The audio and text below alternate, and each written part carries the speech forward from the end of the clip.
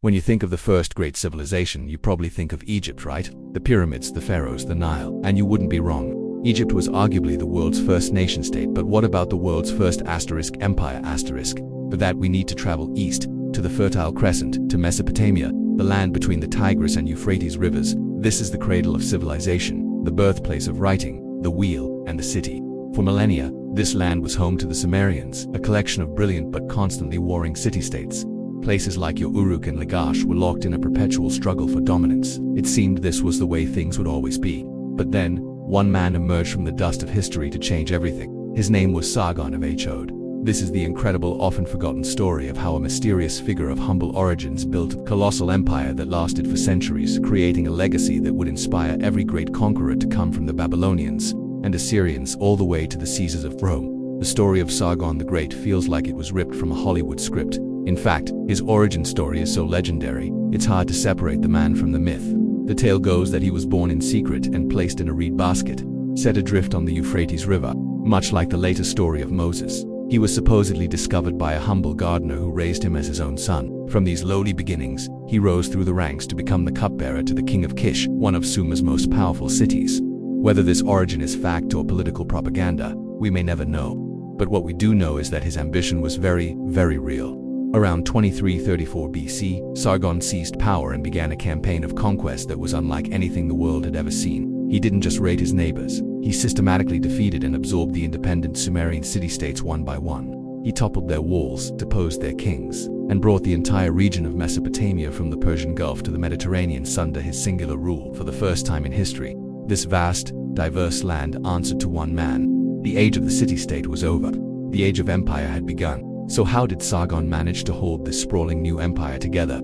Conquering is one thing, but governing is a whole different challenge. Sargon was as brilliant an administrator as he was a general. He didn't just rule through force. He built a system. He established a centralized government, replacing the old, squabbling local rulers with governors who were personally loyal to him in his capital city of Akkad. This ensured his will was carried out across his vast domain. He then revolutionized the economy by standardizing weights, measures, and even taxation across the entire empire.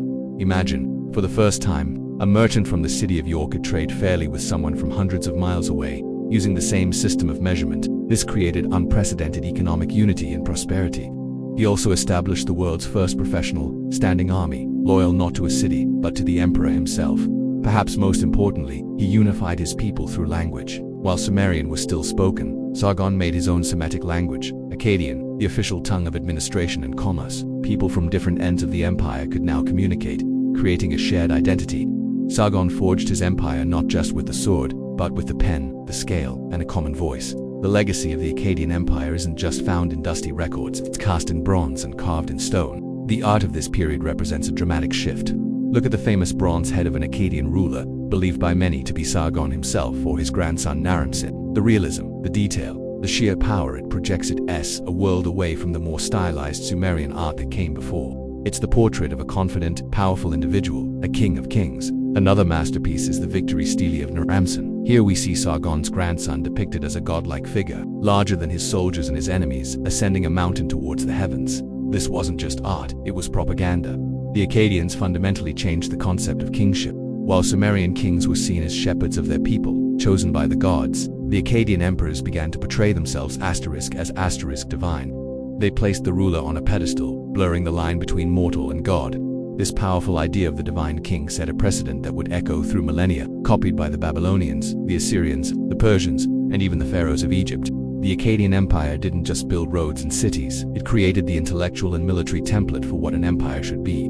For all its power and innovation, the Akkadian Empire burned brightly but briefly. After about 150 years, this mighty structure, which seemed invincible, collapsed with stunning speed. What happened? Historians still debate the exact cause. Was it internal rot? Constant rebellions from the conquered Sumerian cities chipped away at its foundations? Was it poor leadership from Sargon's successors? Perhaps, but a fascinating and increasingly popular theory points to something beyond human control: climate change.